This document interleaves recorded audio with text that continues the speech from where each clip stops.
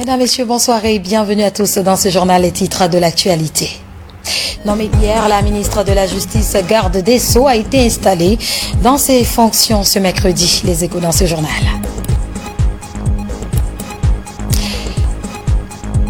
Très bonne nouvelle pour les populations de Kissidougou. Les nouvelles autorités viennent de doter l'antenne de la SEG de la localité d'un groupe électrogène de 200 kVA.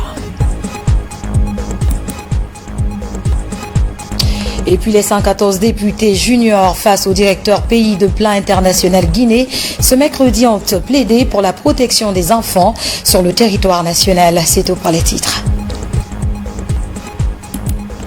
Encore une fois, bonsoir et bienvenue à tous. Je vous le disais, la ministre de la Justice, garde des Sceaux, a été installée dans ses fonctions ce mercredi. La nouvelle promue compte sur ses collaborateurs pour relever les défis auxquels son département fait face. Kerno Younousabar, compte rendu. La nouvelle garde des Sceaux, ministre de la Justice et des Droits de l'Homme, connaît bien le milieu judiciaire. Maître Fatoumata Yari Souma, ancienne présidente de la Chambre nationale des notaires de Guinée, prend fonction dans un secteur en quête de crédibilité.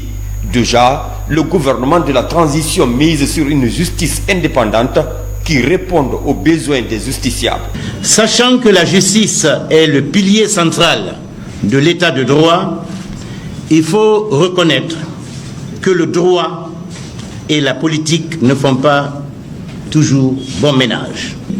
Le constat nous amène à observer quelques manquements qui nous interpellent tous, notamment l'instrumentalisation de la justice, comme l'a bien souligné récemment son Excellence Monsieur le Président de la Transition lors de sa rencontre avec l'ensemble du personnel de la magistrature.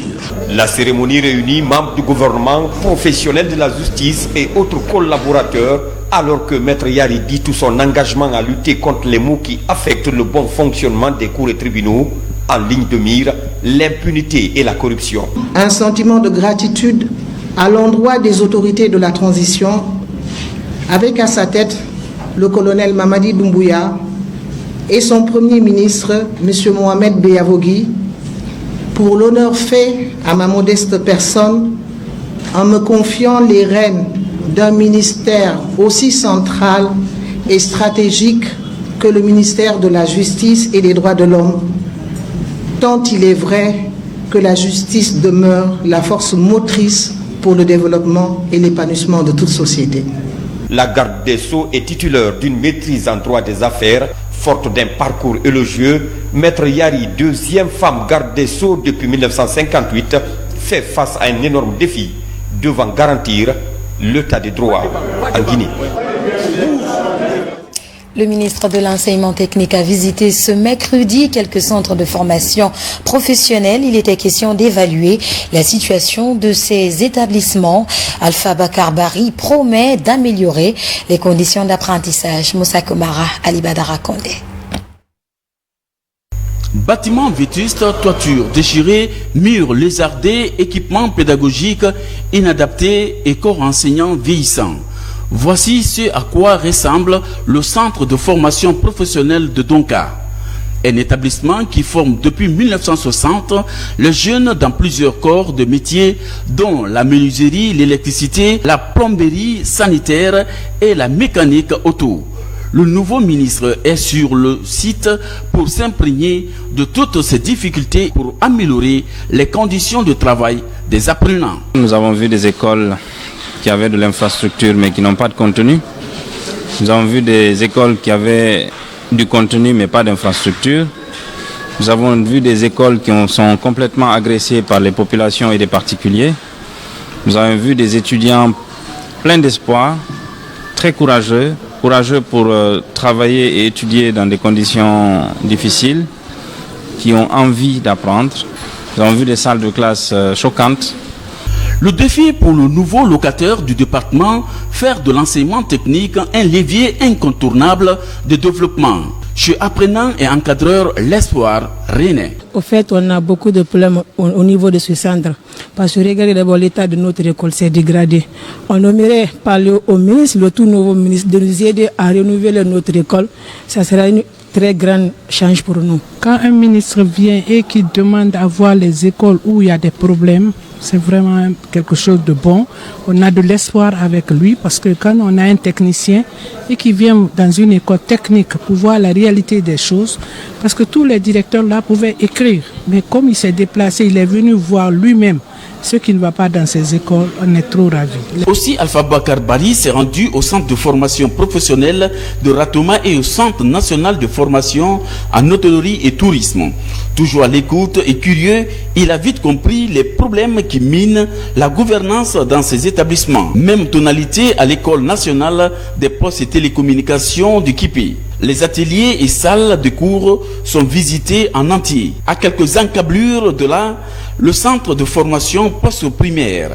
Cette école qui forme les filles en situation difficile, en couture, en pâtisserie, en coiffure et en électricité a aussi reçu la visite du ministre Alpha Bakar Bari. Dans le volet éducatif, toujours un opérateur économique offre des kits scolaires aux élèves des écoles publiques de Dubreka. Le geste vise à soulager les parents d'élèves en cette période de crise sanitaire. La cérémonie a mobilisé ce mercredi les autorités de la place. Bernard Tonguino, Antoine Macaulay. Par ce geste, ce particulier vient ainsi contribuer à l'éducation de la jeunesse guinéenne. Ce don est composé de cartons d'outils scolaires destinés à 5 écoles publiques de la commune urbaine de Dubreka. Souffre. Nous sommes tous passés sur le banc. Nous connaissons la souffrance. Je me suis dit, comme le Tout-Puissant m'a donné des maigres moyens, de penser à l'apprenant. Moi, mon souci majeur, c'est quoi? C'est de faire un don ou bien des dons pour toute la Guinée. Parce que j'ai connu la souffrance des élèves, vous comprenez, je suis passé par là. Aujourd'hui, je me suis dit de partager avec eux. Fortement mobilisés, élèves, enseignants et parents d'élèves saluent ce geste humanitaire de cet opérateur économique soucieux de l'éducation et la formation des jeunes de Dubreka. Le donateur, il est un fruit de l'école de l'ISAC de Dubreka. Donc, il a décidé ça avant aujourd'hui. Je souhaite que ce matériel-là soit réparti pour que tous ceux qui doivent avoir quelque chose puissent en avoir, surtout les élèves, qu'ils puissent avoir le matériel nécessaire, les cahiers, les boîtes mathématicales et tout ce qui a été donc comme accessoire pour qu'en classe, ils puissent apprendre à travailler en même temps que l'enseignant. Au-delà des fournitures scolaires, des enveloppes financières sont remises au personnel encadreur des 5 écoles bénéficiaires. Il s'agit des écoles primaires de Néguéa, Général Lansana Conté, de Dofili, le collège de l'Amitié et le lycée-collège Mouloukou Souleymane. L'actualité de ce mercredi est marquée par cet incendie qui a calciné le restaurant du plein air situé à Gbessia, Kondebougné. Au dire de certains témoins, un court-circuit serait à l'origine. Explication, Mohamed Lamine Camara. C'était aux environs des 0h quand cette flamme s'est déclarée à la surprise des travailleurs et les habitants du quartier de Gbessia Kondebougné. Cet espace de loisirs, communément appelé plein air, abritant un restaurant et son contenu sont partis en fumée. Les installations de cette buvette venaient d'être rénovées à près d'une valeur estimée à 100 millions de francs guinéens. Selon les informations, un court-circuit serait à l'origine de cet incendie. Je remercie la jeunesse de Gbessia, ceux qui l'ont pu faire, mais tout ce que le bon Dieu veut, c'est ça qu'il fait. J'accuse personne. Le restaurant a plus de 5 frigos arrêtés. La cuisine a 3 frigos couchés, plus les boissons, la recette avec l'investissement qui est fait. Quand vous venez, on a au moins plus de 4 écrans plats qui sont là. L'ampleur des dégâts de cette flamme a forcé la sympathie des autorités. Le ministre de l'administration du territoire et le maire de la commune de Matoto sont sur les lieux. Face à cet investissement important réalisé par la commune de Matoto en faveur de la jeunesse, se retrouver ce matin en cendres, c'est vraiment une désolation et c'est pourquoi, dès les premières heures ce matin, moi j'ai été mandaté par M. le Premier ministre pour venir apporter notre soutien et notre compassion, non seulement à la mairie de la commune de Matoto, mais aussi à la jeunesse de Gbessia. Pour le moment, très rapidement, le service national d'action humanitaire, le Sénat, est en train de se déployer avec ses hommes pour venir faire l'état des lieux et discuter avec les victimes et dresser un rapport qui lui sera adressé. En attendant l'aide humanitaire du gouvernement pour soulager les gérants de ce site de loisirs, comme l'a promis le ministre de l'administration du territoire et de la décentralisation, les travailleurs en appellent également au secours des personnes de bonne volonté. À l'Abbé, la rentrée universitaire est accompagnée d'une campagne de dépistage du VIH et d'autres pathologies comme l'hépatite B. L'opération est pilotée par des médecins locaux. RTG l'Abbé, Mamadou Alpha Baldé, Sarafdine Diallo. À une quinzaine de kilomètres du centre urbain de l'Abbé, l'université de Afia.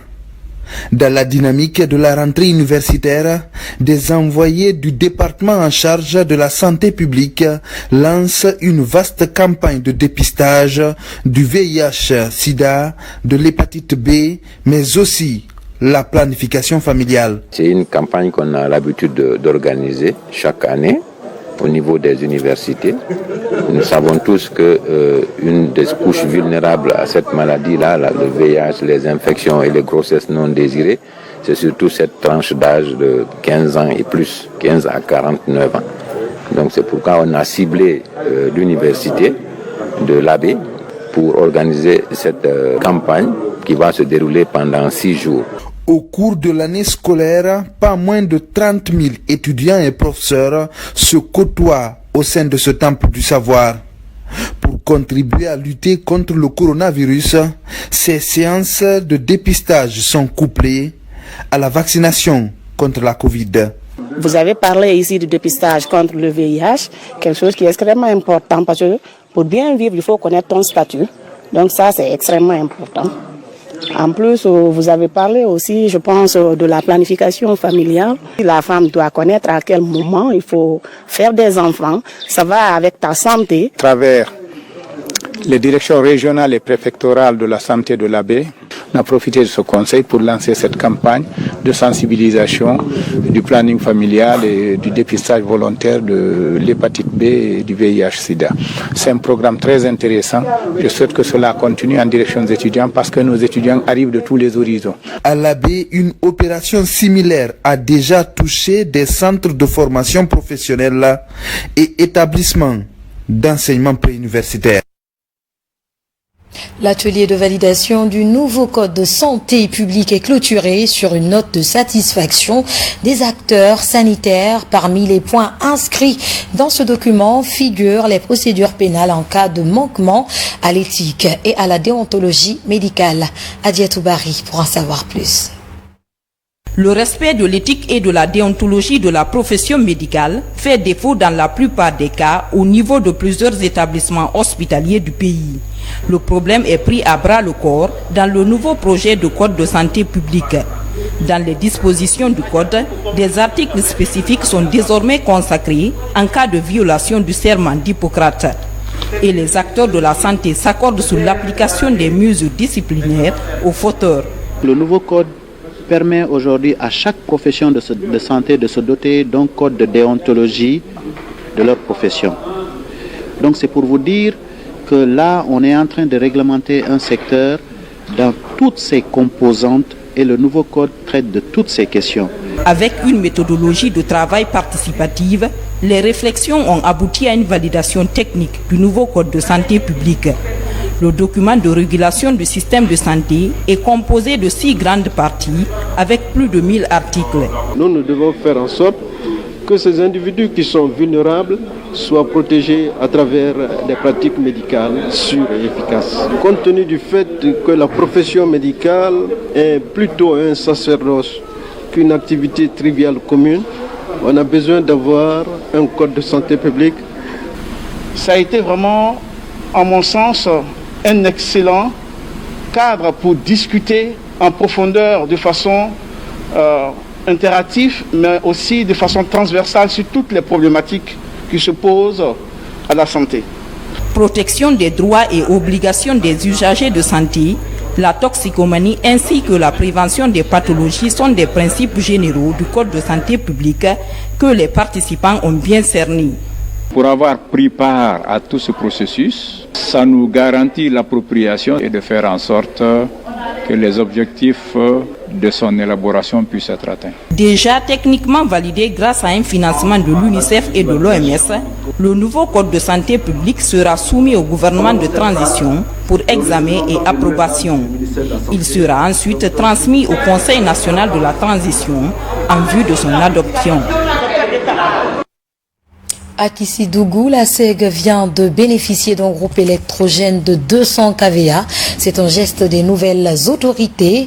L'action vise à améliorer la desserte en eau potable dans la préfecture sans marathon. Des scènes de liesse à Timmo et dans plusieurs autres quartiers de la commune urbaine de Kissidougou. De l'eau potable coule maintenant des robinets après plusieurs mois de rupture. Cette surprise est due à l'installation d'un nouveau groupe électrogène de 200 kVA à la SEG de Kissidougou. Le moteur est un don de l'État. Et la direction vient de nous doter un second groupe de 200 kVA et qui pourra tenir non seulement le fonctionnement des fourrages, mais aussi le refoulement, c'est-à-dire les deux côtés de la station. Et aujourd'hui, on a ces 16 heures, pendant ces 16 heures qui étaient divisées en deux, donc 8 heures de remplissage et 8 heures de refoulement. Aujourd'hui, on peut faire les 16 heures en même temps. Au nom des autorités de la préfecture de Kissidougou, au nom de ma population, je remercie sincèrement la direction et les autorités de l'État, surtout son Excellence, le colonel Mamadi Doumbouya. Avec ces moteurs, plusieurs quartiers de la commune urbaine pourront avoir de l'eau potable. Mais pour servir les 24 quartiers qui constituent la ville de Kissi-Farmaya en eau potable, quelques défis restent encore à relever. Nous tendons la main toujours à la direction générale pour pouvoir nous aider afin qu'on puisse renouveler maintenant nos locaux, à savoir de la station jusqu'au bureau. Tout est à une dégradation poussée à l'heure actuelle. Et encore sur le réseau, il y a une dégradation complète sur le réseau aussi. Après avoir corrigé l'affaire du groupe électrogène, c'est l'affaire de forage. Nous sollicitons auprès de l'autorité compétente de rendre propre, utilisables les deux autres forages qui ne sont pas fonctionnels, qui sont là, qui va s'ajouter sur les 4 et ça va permettre à Kissidougou d'être très bien ravitaillé. Depuis quelques années, seul un groupe électrogène de 150 kVA assurait la desserte en eau potable à Kissidougou. Rendons-nous à présent à Kassa, cette nouvelle commune urbaine de la capitale qui dispose de véritables atouts pour son développement. Là-bas, une vaste opération d'assainissement est lancée pour débarrasser l'île des déchets. L'initiative du gouvernorat de la ville de Conakry s'inscrit dans le cadre de son programme d'assainissement. Mamadi Terna Kamisoko. À 15 minutes de traversée en pirogue motorisée, voici Kassa, chef-lieu de la 6e commune urbaine de Conakry. Avec leur verdure et leurs belles plages, les îles de Los accueillent de dizaines de touristes étrangers par an. Mais faute de bacs à ordures, des dépotoirs sauvages commençaient à se former ça et là. Une opération de nettoyage est ainsi lancée pour débarrasser le passage des étrangers des saletés. Le coup d'envoi a été donné depuis combien de jours par le gouvernement et aussi la gouverneure de Conakry. Donc c'est une occasion pour nous dans notre commune d'essayer de passer à l'action. Si vous voyez qu'aujourd'hui ce matin il y a une forte mobilisation, c'est grâce quand même à la complicité des autorités locales, y compris aussi de toutes les entités de notre commune. Tout ce que ceux de Conakry rejettent, les îles le récoltent ici. Vous avez observé, il y a les plastiques, il y a beaucoup de choses. Et surtout, il faut qu'on protège notre environnement pour faire appel aux touristes pour notre santé aussi. Jeunes, femmes et autorités locales sont mobilisées pour la cause. Il s'agit d'une campagne d'assainissement qui touche l'ensemble des localités des îles de l'Os.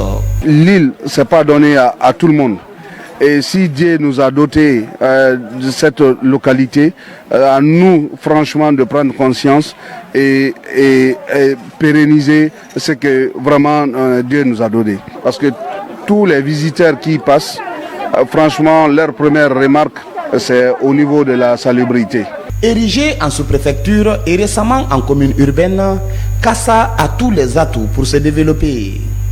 Avec l'avènement du CNRD, la communauté des insulaires espère que de nombreuses actions seront orientées vers leur localité.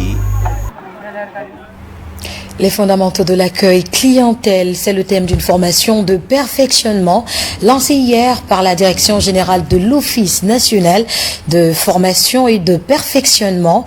Les responsables clientèle de l'entreprise Ecobank sont les principaux bénéficiaires. Cette formation permettra d'améliorer leur communication avec la clientèle. Moussa Komara.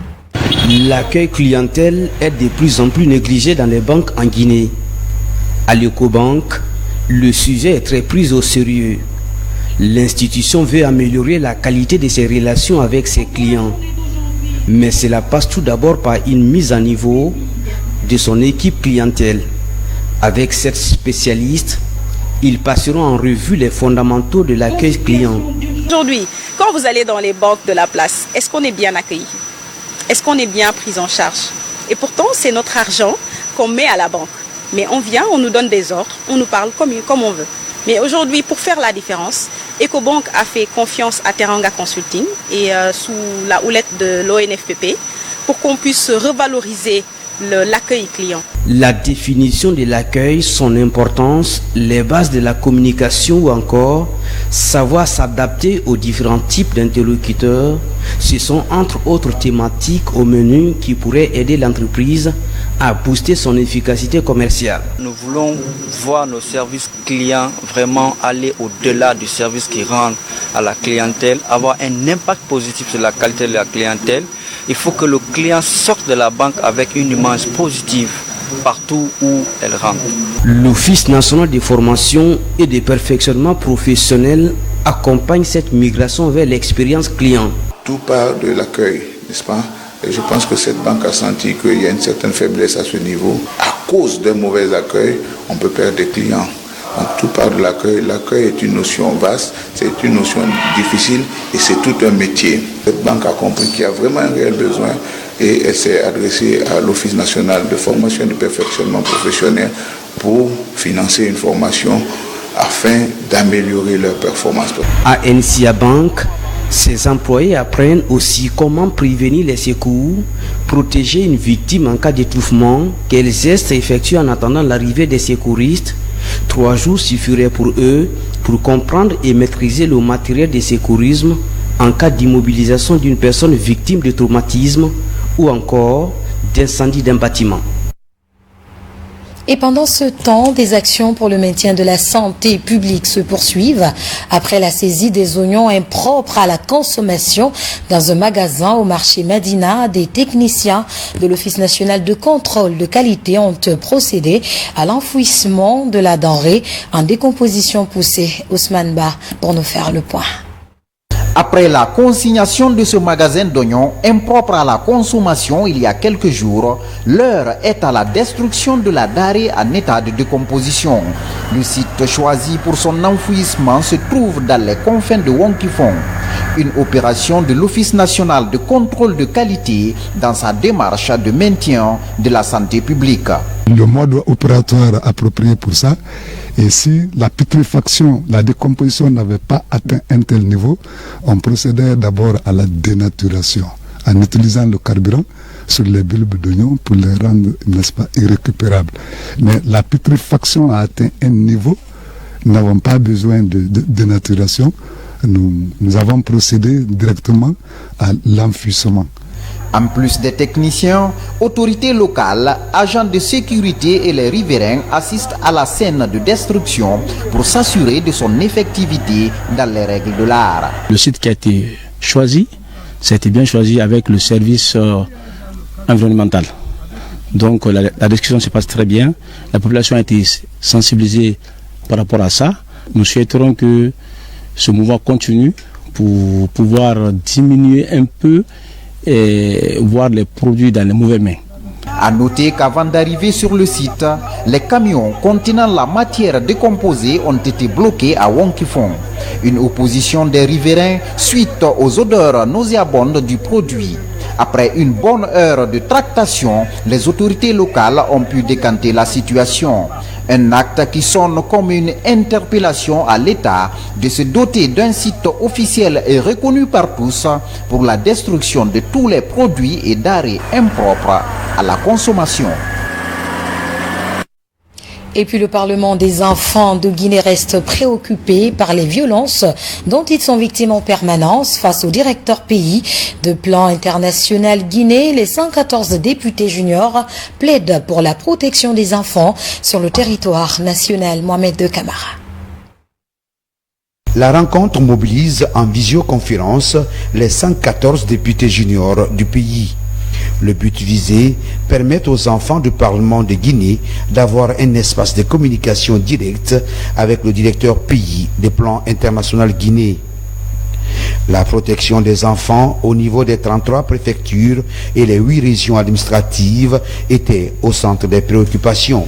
Comme en Guinée et beaucoup d'autres pays, les violences sont faites aux enfants et surtout les jeunes filles, comme les mutilations génitales féminines, je voudrais demander aux nouvelles autorités du pays de soutenir la scolarisation de la jeune fille, de punir le viol, le mariage précoce, les mutilations génitales féminines et les VBG. Pour nous, la jeune fille, un élément principal central de nos actions, et nous sommes prêts à continuer d'accompagner l'État guinéen dans ce sens pour que le jeune guinéenne reste au centre du développement mondial. Plusieurs structures de défense des droits des enfants adhèrent à la problématique. Sur le terrain, les efforts sont fournis pour l'amélioration des conditions de vie des enfants. Avec nos petites expériences que nous avons en termes de protection des filles, c'est vraiment une opportunité pour nous de mettre à la disposition de nos frères du Parlement des enfants de Guinée afin que nous puissions travailler ensemble et aller sur la même lancée en termes de protection, parce que c'est ça l'objectif final du forum. Depuis plusieurs décennies maintenant, Plan International Guinée appuie la Guinée dans le cadre de la promotion et la protection des enfants en République de Guinée. Pour finir à Conakry, s'est tenu le dernier panel de la 9e édition du Forum économique d'Abidjan. Le patronat guinéen, conduit par son vice-président, s'est exprimé sur le climat des affaires au pays. L'entrepreneuriat jeune était également au centre des préoccupations. Safia Toukandé. Ibrahima Diané, vice-président du Conseil national du patronat de Guinée, a animé cet autre panel. Il porte sur la survie des entreprises en temps de crise. Face aux autres pays africains, la Guinée se démarque par sa brillante prestation en ayant pour combat l'entrepreneuriat jeune. Ce domaine si fragile en période de crise a besoin, en plus de la résilience, d'une main franche tendue des plus âgés. C'est déjà une continuité le fait d'être là, parce que des travaux étaient déjà entamés en amont au niveau du pays, et ce que nous voulons d'ailleurs élargir au niveau international, dans la mesure où on essaie de participer à chaque événement permettant de réunir des idées et faire une synergie d'action pour leur mise en œuvre. Ces échanges nous ont permis de savoir de part et d'autre comment d'autres ont pu résister, et que maintenant nous savons qu'il faut pas que ça nous surprenne. Maintenant il faut anticiper. Il faut anticiper, se préparer à faire face aux futures crises dans le monde. Outre ce panel de haut niveau, 60 résolutions ont fait l'objet d'un rapport final. En 2 jours, 26 sessions se sont tenues. Il a été adopté, entre autres résolutions, la sensibilisation sur les enjeux numériques, le renforcement du dispositif sanitaire et la conscientisation à la solidarité entre les États. C'est des éléments, c'est des expériences que je vais essayer de partager avec les autres entreprises de notre entité, afin que chaque fois qu'il y a crise, quelles sont les mesures, quelles sont les méthodes, qu'est-ce qu'il faut faire pour pouvoir au moins résister à ces crises. Pour sacrer le meilleur entrepreneur de l'année, un banquet a été offert. Quant aux différentes délégations présentes à cette 9e édition, elles se disent satisfaites de la tenue de ce forum et attendent vivement la 10e édition prévue pour 2022. Ainsi s'achève ce journal. Nous vous remercions pour votre aimable attention. À demain, si le propriétaire des temps et des circonstances le veut bien. Bonsoir.